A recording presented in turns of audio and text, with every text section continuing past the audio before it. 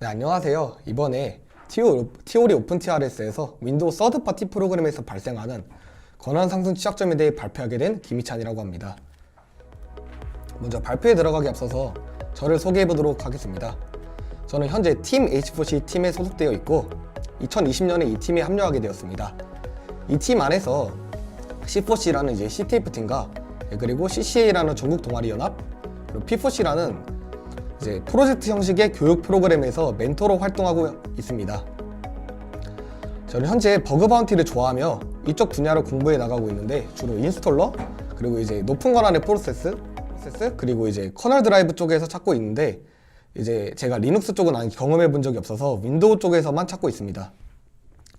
이제 저는 CTF를 플레이하는 걸 굉장히 좋아하고, 또 이제 아직 고등학생이기 때문에 이제 최대한 보안을 어떻게 더 연구할 수 있을까 생각을 해보다가 교내 보안 동아리에 들어가서 현재 부장 역할을 맡고 있습니다. 또한 이제 BOB 10기 취약점 분석 트랙을 수료한 적이 있습니다. 목차는 4가지로 구성되어 있는데요. 먼저 심볼 리링크를 악용하는 방법을 설명드리고, 다음에 연구 도스 취약점에 대해 설명드릴 겁니다. 그 찾기 쉽지만 바운티는 짭짤하게 받을 수 있는 인스톨러에서 발생하는 취약점과 그 제가 찾았던 취약점들을 공유하면서 발표를 마무리 지을 예정입니다. 그런데 이제 발표 주제가 윈도우 서드 파티 프로그램에서 권한 상승 취약점을 찾는 것이잖아요. 왜 윈도우 자체에서 권한 상승 취약점을 찾지 않고 또 이제 메모리 커러션 취약점을 찾지 않았는지를 설명을 간단하게 드리고 넘어가도록 하겠습니다. 우선 저는 이제 BOB에 합격하기 전까지 윈도우를 잘 하시는 분을 만나서 윈도우 리버싱과 그에 관련된 지식을 배우고 공부하던 학생이었습니다. 공부를 하다가 BOB라는 프로그램을 통해 더 깊이 있는 지식을 배우고자 BOB에 지원하게 되었는데요. 제가 BOB 합격 전에 윈도우를 공부했다고 말씀드렸는데, 그래도 조금 아는 이제 윈도우를 프로젝트 주제로 선정하면 좋을 것 같아서 윈도우 11 취약점 분석으로 프로젝트 주제를 정하고 프로젝트를 시작하였습니다. 하지만 윈도우에서 메모리 커럽션 취약점은 이미 엄청 많이 버그 헌팅 되었고, 또 미티게이션이 이제 상당히 많이 진행되었기 때문에 프로젝트 방향성을 메모리 커럽션이 아니라 로지컬 버그로 정하였습니다. 이렇게 주제인 로지컬 버그로 인한 권한 상승 취약점을 원데이로 많이 공부를 하고 또 제로데이를 찾기 위해 수많은 노력을 하게 되었지만 너무 어렵고 그 양이 방대한 나머지 결국 프로젝트에서 윈도우 11에 관한 제로데이를 찾지 못했습니다. 하지만 이대로 프로젝트를 끝낼 수 없었기에 전에 공부했던 경험을 살리면서 취약점을 어느 부분에서 찾을 수 있을까 하고 생각하는 도중에 제 눈에 들어온 것은 BOB에서 나눠준 노트북이었습니다. 흔히 밥투북이라 불리는데요. 노트북에는 보통 회사에서 만든 자사의 소프트웨어가 기본적으로 탑재되어 있습니다. 근데 이 소프트웨어들은 대부분 그 이제 노트북을 관리하기 위한 프로그램이기 때문에 높은 권한으로 작동하고 있습니다. 실제로 BOB에서 나눠준 삼성 노트북을 보니까 높은 권한으로 작동하는 프로세스가 이제 삼성 리커버리, 시큐리티, 퀵서치, 라이브스 월페이퍼 등 한 6개 이상 정도가 존재하는 걸 볼 수가 있었습니다. 그래서 이렇게 노트북에 있는 프로세스들에서 이제 취약점을 찾는 것으로 이제 타겟을 변경하여서 프로젝트를 진행했었습니다. 이렇게 프로젝트 결과 같은 경우에는요, 삼성, HP, LG, 에이서 등 노트북 소프트웨어에서 총 20개의 제로데이를 발견했고, 이때 윈도우와 같이 패치가 진행되었기 때문에 많은 사람들이 버그 헌팅을 시도하는데 이제 타겟을 잡으면 취약점을 찾는데 어려움이 있다고 생각을 했었습니다. 그래서 현재까지도 윈도우 자체에서 취약점을 찾는 것이 아닌 윈도우에 설치될 수 있는 다양한 프로그램에서 취약점을 찾자고 생각을 하고 현재도 이렇게 버그 헌팅을 진행하고 있습니다. 자, 이제 메인 발표 주제로 넘어가도록 하겠습니다. 제가 찾은 취약점들을 악용하기 위해서는 먼저 심볼 리링크를 알아야 되는데요. 이 심볼 리링크는 간단하게 말하면 바로 가기 같은 개념인데 한번 빠르게 파악해 보도록 하겠습니다. 이렇게 심볼 리링크는 윈도우 상에서 크게 4가지가 존재하는데요. 먼저 NTFS 심볼 리링크, 그리고 NTFS 마운트 포인트라 불리는 디렉토리 정션, 또 오브젝트 매니저 심볼 리링크와 마지막으로 레지스트리 키 심볼 리링크가 존재하고 있습니다. 권한 상승 취약점을 찾을 때 있어서 가장 중요한 것은 일반 권한을 지닌 유저가 이 심볼 링크를 생성할 수 있어야 되는 것인데요. 먼저 NTFS 심볼 링크는 관리자 권한을 요구하기 때문에 사용할 수가 없었습니다. 그리고 또 이제 레지스트리 키 심볼 링크는 이제 NTFS 심볼 링크와 마찬가지로 관리자 권한을 요구하기에 사용할 수 없었습니다. 그래서 저희는 이제 디렉토리 정션하고 오브젝트 매니저 심볼 링크를 사용하여서 취약점을 유발시켰는데요. 디렉토리 정션을 간단하게 설명드리자면 디렉토리끼리 이제 접합을 생성하여서 이제 심볼 링크를 디렉토리끼리 거는 심볼 링크의 한 종류입니다. 오른쪽 사진을 보시면 nklink라는 명령어를 통해 생성하고 dir로 폴더 정보를 확인했을 때 정션이라고 출력되는 것을 볼 수가 있습니다. 오브젝트 매니저 심볼 링크는 이제 네임스페이스 리소스끼리 심볼 링크를 거는 것인데 아까 말씀드렸다시피 이 또한 정션과 같이 관리자 권한을 요구하지 않습니다. 이 네임스페이스를 잠깐 소개하고 넘어가자면 윈도우에서 디바이스 같은 것들을 다루는데 여기서 알아가시면 좋은 점이 두 가지가 있습니다. 먼저 이 글로벌 물음표 부분입니다. 이 물음표 부분은 디바이스 오브젝트끼리 심볼 링크로 연결되어서 유저가 접근할 수 있도록 해주는 부분이고, 또 이제 RPC 컨트롤은 이 네임스페이스 중 일반 유저가 심볼 링크를 생성할 수 있는 부분입니다. 사실 이 네임스페이스를 이제 깊게 들어가실 필요는 없고 이걸로 이용해서 구현한 툴이 있으니까 그 툴을 저희는 활용하기만 하면 됩니다. 그래서 아까 말씀드린 디렉토리 정션과 이제 심볼 링크를 이용하여 파일간 심볼 링크를 관리자 권한 없이 생성할 수 있는데요. 이 링크 디렉토리에서 RPC 컨트롤이라는 네임스페이스에 디렉토리 정션을 생성합니다. 그리고 이 RPC 컨트롤에서 타겟 파일로 이제 오브젝트 매니저 심볼 링크를 생성하게 되면 어떤 프로세스가 어떤 파일에 접근할 때 정션을 통해서 RPC 컨트롤을 이동하고 또 오브젝트 매니저를 통해서 타겟 파일로 이동해서 결과적으로 이제 파일간 심볼 링크를 생성할 수 있게 됩니다. 먼저 이건 제가 이 심볼 링크 어뷰징을 구현한 코드인데요. 먼저 create 디렉토리 함수를 통해서 디렉토리를 생성합니다. 그리고 create 마운트 포인트를 통해서 정션을 생성하는데, 그리고 마지막으로 create native 심링크를 써 오브젝트 매니저 심볼 링크를 생성하여 간단하게 구현할 수 있습니다. 이러한 심볼 링크 악용은 구글 프로젝트 제로팀의 제임스 포셔가 발견하였으며, 이를 이제 간단하게 사용하고 싶을 때 이제 GitHub에 심볼 링크 테스팅 툴즈라고 있거든요. 여기서 이제 create 심링크.exe를 받아서 이것을 사용하시면 되겠습니다. 다음은요, 영구적인 도스 취약점입니다. 여기서는 이 도스 취약점을 일으키는 트릭들을 설명드리고, 아까까지 말씀드린 심볼 링크를 활용하여서 이 취약점을 이제 유발시키는 방법도 말해보고자 합니다. 먼저 이렇게 arbitrary file create 취약점은 영구 도스 취약점으로 발전될 수가 있는데요. 이 트릭은 이제 DDI라는 제로데이를 제보하는 페이지에 올라와 있어서 현재 많은 사람들이 사용하고 있습니다. 먼저 윈도우가 부틸 때인데 이 cng.sys라는 커널 드라이브를 로드하게 됩니다. 로드하는 과정은 먼저 이제 윈도우가 부팅된데 시스템이 이제 system32 아래에 있는 이 cng.sys 파일을 로드합니다. 하지만 이 드라이버 파일은 이제 system32 아래에 존재하지 않아서 로드에 실패하게 되고, 그 다음 system32 드라이버즈 디렉토리에서 해당 드라이버를 로드합니다.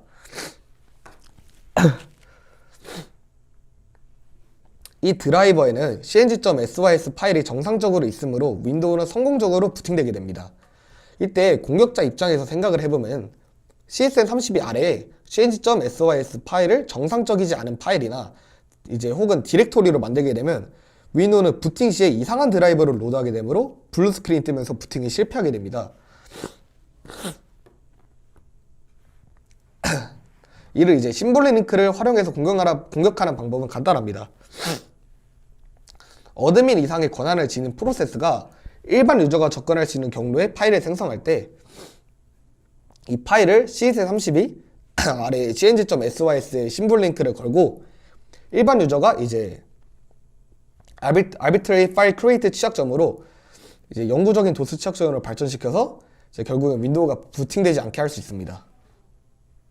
도식도를 보시면 좀 간단한데요. 이렇게 심볼 링크를 걸고 또 이제 어드민 이상의 권한의 유저가 크리에이트를 하고, 그러면 또 이제 cng.sys 파일이 생기고, 결국에는 이제 다시는 컴퓨터를 사용하지 못하는 불상사가 발생하는 것이죠. 다음 트릭은 이제 CSN32 디렉토리 자체를 지워버리는 방법입니다.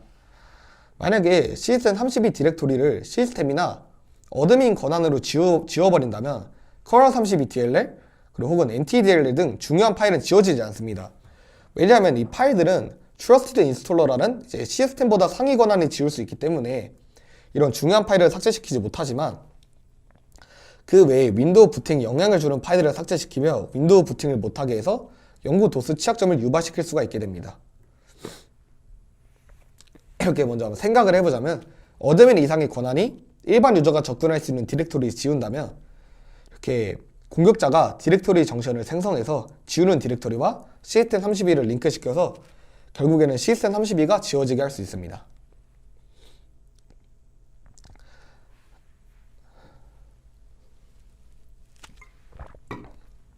다음은 인스톨러 권한 상수 취약점인데 여기서는 프로세스 모니터라는 툴과 DLL 하이제킹 취약점에 대해 설명드리려고 합니다. 프로세스 모니터라는 프로세스가 이제 프로세스 모니터라는 툴은 어떤 프로세스가 파일 혹은 디렉토리를 만들고 읽는지 또 쓰는지 지우는지를 파악할 수 있게 해주고 어떤 레지스트리가 이제 만들어지고 여기에 어떤 데이터를 쓰는지 등 이 프로세스가 행하는 행위들을 전부 다 알 수 있게 됩니다. 그리고 이제 DLL 로드와 이제 파일에 관련된 거라면 전부 모니터링을 해줄 수 있는 사기적인 툴이라고 볼 수가 있는데요. 이렇게 화면에 보시는 것과 같이 어떤 파일에 프로세스가 이제 접근했는지를 파악시켜 주는데 이 프로세스 모니터 필터 목록에 인테그리티를 하이로 두고 리절트를 이제 네임나 파운드로 두면 어드민 권한으로 작동하는 프로세스가 어떤 DLL 로드에 실패하게 되는지를 모니터링할 수 있게 됩니다. DLL 하이제킹은 영어 뜻과 같이 DLL을 바꿔치기 하는 것입니다. 인스톨러들은 보통 어드민 권한으로 작동하고 DLL이 로드되면 DLL 메인 함수를 실행시키는데 그래서 어드민에서 시스템으로 상승하는 코드를 작성하시면 이제 인스톨러가 실행되면 DLL을 로드하고 로드되면 DLL 메인의 함수가 실행되면서 어드민에서 시스템으로 권한이 상승되는 권한 상승 취약점을 발생시킬 수 있게 됩니다. 제가 찾은 취약점을 잠깐 보시겠습니다. 화면이 작아서 잘 안 보이실 수도 있을 것 같은데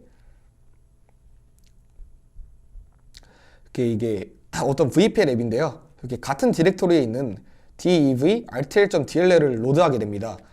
그래서 여기서 어드민에서 시스템으로 상승하는 코드를 제가 집어넣어서 이걸 제보하니까 $500를 지급받게 되었습니다.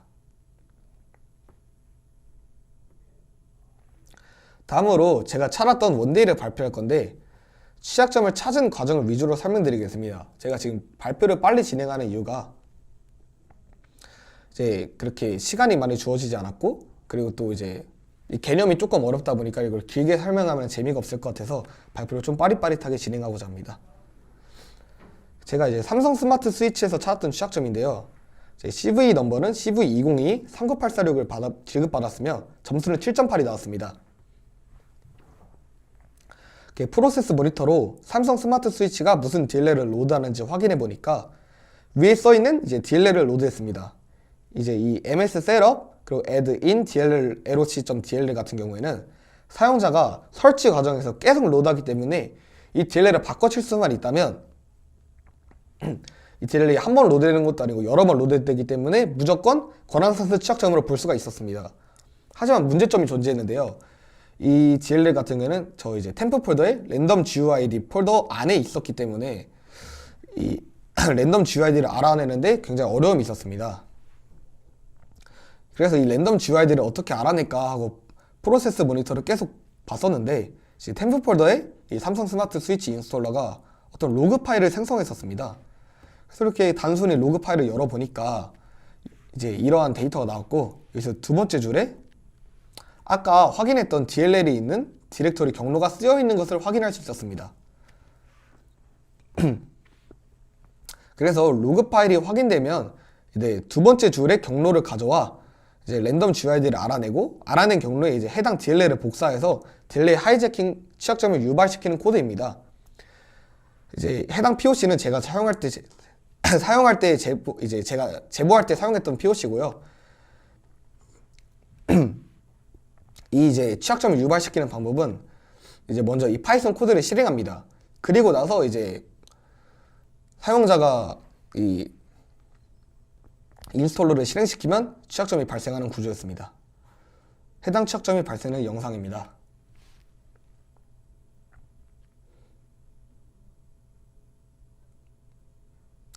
먼저 이렇게 poc.py라는 파일을 실행시켜주고요. 그리고 인스톨러를 이제 실행시키게 되면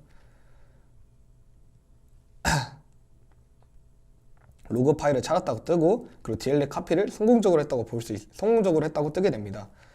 그리고 이제 POC를 이제 실행시키는 이제 영상에서 대부분 사용되는 건데, 보통 CMD를 띄워서 이렇게 whoamI를 입력해서 시스템이 이제 뜨는 것을 확인시켜 줍니다. 그러면 권한상승 취약점이 나왔다는 거니까요.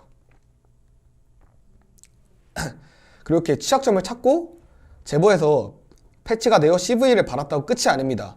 또 취약점이 있는 부분이 없을까 하고 찾아보는 건데, 운이 좋게도 취약점이 패치되면 삼성 모바일 시큐리티 같은 경우에는 이렇게 어떤 방식으로 패치는지를 공개해 주는데, 이제 이것을 살펴보자면 이제 해당 로그 파일에서 이제 저 랜덤 GUID가 써 있는 디렉토리 경로를 삭제했다고 합니다. 실제로 제가 이제 패치드 버전을 받아서 프로세스 모니터로 보고 또 이제 로그 파일도 열어보니까 디렉토리 경로만 딱 지워져 있는 걸 볼 수가 있었습니다. 그리고 또 이제 봤는데 해당 DLL은 계속 로드가 되었습니다. 그래서 다시 취약점을 발생시킬 수 없는 방법이 없을까 하고 생각하던 도중에 이 DLL은 ms setup add in DLL이 위치한 디렉토리에서 로드된다는 규칙을 발견하였습니다. 그래서 템프 디렉토리에서 ms setup add in DLL이 있는 디렉토리를 찾고, 이 디렉토리를 찾는 데 성공하면 디렉토리 경로를 통해 랜덤 GUID를 알아내고 이 ms setup add in DLL LOC를 복사해서 취약점을 다시 한번 발생시킬 수 있었습니다.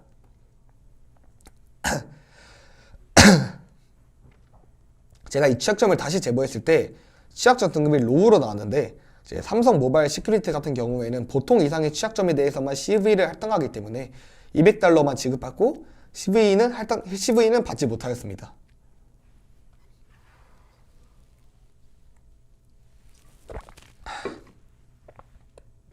다음 취약점 같은 경우에는 LG 스마트 쉐어에서 발생했던 취약점인데, CV 넘버는 CV202-45422를 지급받았고, 아까 삼성 모바일 스위치와 같이 CVSS는 7.8을 받았습니다. 이제 해당 인스톨러를 프로세스 모니터로 확인해 본 결과 느낌표.dll을 로드하는데, 이게 신기한 게 환경 변수로 돌아다니면서 DLL을 로드했습니다. 유저 환경 변수를 인스톨러가 돌아다니게 되는데, 환경 변수에 기본적으로 존재하고 일반 유저가 접근할 수 있는 디렉토리가 유저 프로파일, 앱 데이터, 로컬, 마이크로소프트, 윈도우즈 앱스라는 디렉토리입니다. 여기에 느낌표.dll을 위치시켜서 권한상승 취약점을 발생시킬 수 있었습니다.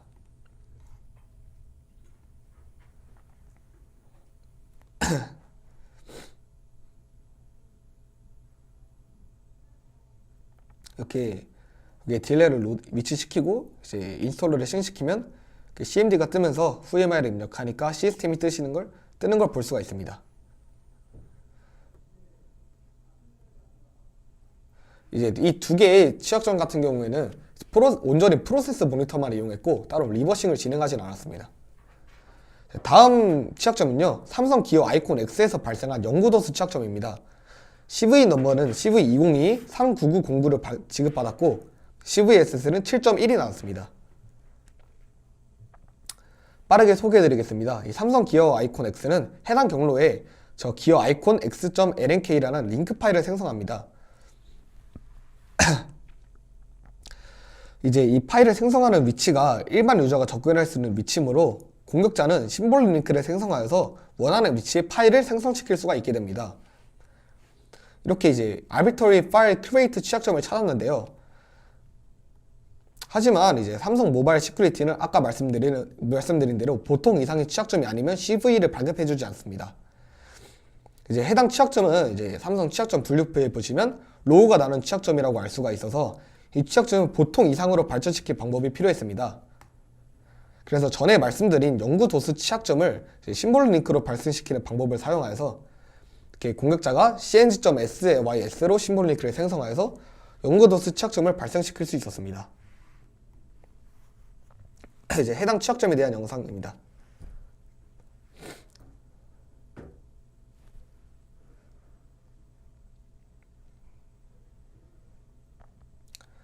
이렇게 심볼 링크를 생성하고 이제 이 인스톨러를 실행하게 되면요, 시스템 32 아래에 cng.sys 파일이 생성되게 됩니다. 이것을 확인하고 이렇게 윈도우를 재부팅을 시키면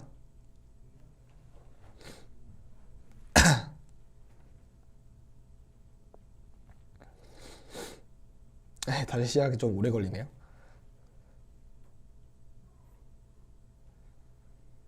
이렇게 실행을 시킬 때 윈도우가 이제 자동 복구 준비 중이라면서 복구를 시작합니다. 하지만 윈도우는 이 cng.sys 파일을 삭제시키지 않아서 이 뒤에 블루 스크린이 뜨게 됩니다. 그래서 항상 이제 윈도우를 부팅시킬 때마다 블루 스크린이 뜨게 되면 더 이상 윈도우를 사용할 수 없게 되는 좀 무시무시한 취약점 같습니다. 다음은 인스톨러에서 찾은 게 아니라 CSN 권한으로 동작하는 서비스에서 찾은 취약점입니다. CV 넘버는 CV202-24924를 지급받았고 CVSS는 5.3입니다. 이 서비스의 정상 작동 과정은 라이브 월페이퍼라는 앱이 네임드 파이프라는 IPC 통신을 통해서 33이라는 커맨드를 라이브 월페이퍼 서비스에서 전송합니다. 그러면 이제 디렉토리 하나 생성하게 되는데, 먼저 이 IPC라는 것을 잠깐 이제 짚고 넘어가자면요, 이제 저희가 외부하고 통신할 때는 TCP나 UDP 같은 걸로 이제 통신을 하게 되는데, 이제 프로세스끼리 통신할 때는 IPC라는 것을 사용합니다. 네임드 파이프, 또 익명 파이프, 또 RPC, 여기서 또 TCP도 사용되기도 하고, 이렇게 많은 방법을 사용하는데 네임드 파이프가 좀 많이 사용되고 있습니다. 사용하기도 간편하기 때문에. 이 네임드 파이프 같은 경우에는 일반 유저도 이를 열 수가 있고, 이 데이터를 잘못 처리하면은 이제 LP 취약점 같은 게 나타나기 때문에 사용에 굉장히 유의하셔야 되는 IPC입니다. 서비스의 코드를 분석해보면 네임드 파이프를 생성하고 리드 파일을 통해 파이프라인에서 전달받은 데이터를 수신하게 됩니다. 그리고 전송받은 데이터를 이제 정수로 바꾸고 스위치문에 넣는데, 이 인트 값이 33일 때 문제가 발생합니다.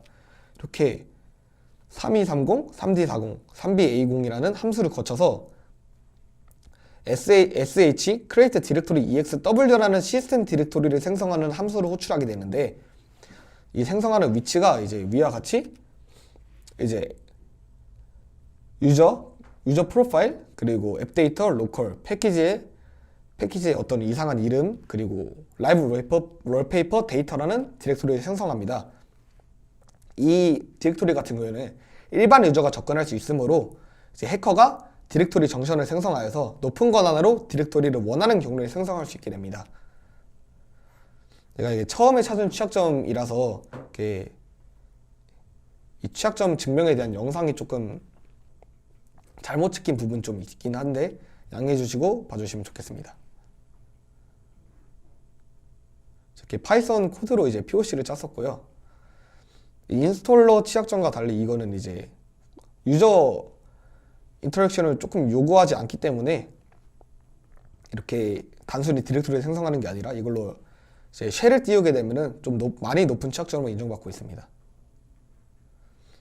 POC를 실행하니까 라이브 월페이퍼 데이터라는 폴더가 시스템 32 아래에 생긴 것을 볼 수가 있습니다.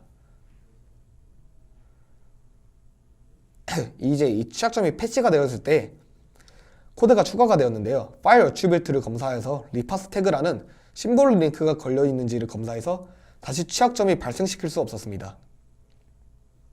취약점을 발생시킬 수 없었어요. 그래서 이 원데이로 알 수 있는 것은 인스톨러 말고도 이미 높은 권한을 지닌 프로세스에서 어떤 행위를 수행할 때 그것을 일반 유저가 악용한다면 높은 권한을 일반 유저가 사용하는 꼴이 되므로 권한 상쇄 취약점이 된다는 것입니다. 제가 준비한 발표는 여기까지고요. 이제 이상 발표를 마치도록 하겠습니다. 여기는 이제 제 정보니까 궁금하신 점이 있으시면 여기 이메일, 그 페이스북, 트위터, 인스타 등으로 연락 주시면 좋겠고요. 저는 이제 마팔도 환영이니까 8로 걸어주시면 좋겠습니다. 네. 그 이제 Q&A를 좀 진행할 건데 여기 보시면 어떤 분이 장비나 소프트웨어에서 나오는 취약점은 장비나 프로그램을 제공받고 분석하는 것인지 실제 사용하시는 분이 우연히 발견하는 건지 궁금하네요라고 질문 주셨는데, 프로그램을 제공받는 게 아니라 이 프로그램은 그냥 모두가 사용할 수 있도록 이제 구글이나 아니면 해당 홈페이지에 공개가 되어 있습니다. 그래서 이제 삼성 같은 취약점을 제가 찾을 때 삼성에서 이미 찾은 경험이 있기 때문에 삼성 소프트웨어라고 구글에 검색을 하였고, 거기서 이제 나오는 프로그램들을 전부 다운받고 분석을 하다 보니까 취약점이 나온 것들을 제보한 것입니다. 따로 이제 질문이 없는 것 같아서 발표는 여기서 마치도록 하고요. 네, 이상 티오리 오픈 TRS에서 윈도우 서드파티 권한 상승에 대해 발표한 김희찬입니다. 감사합니다.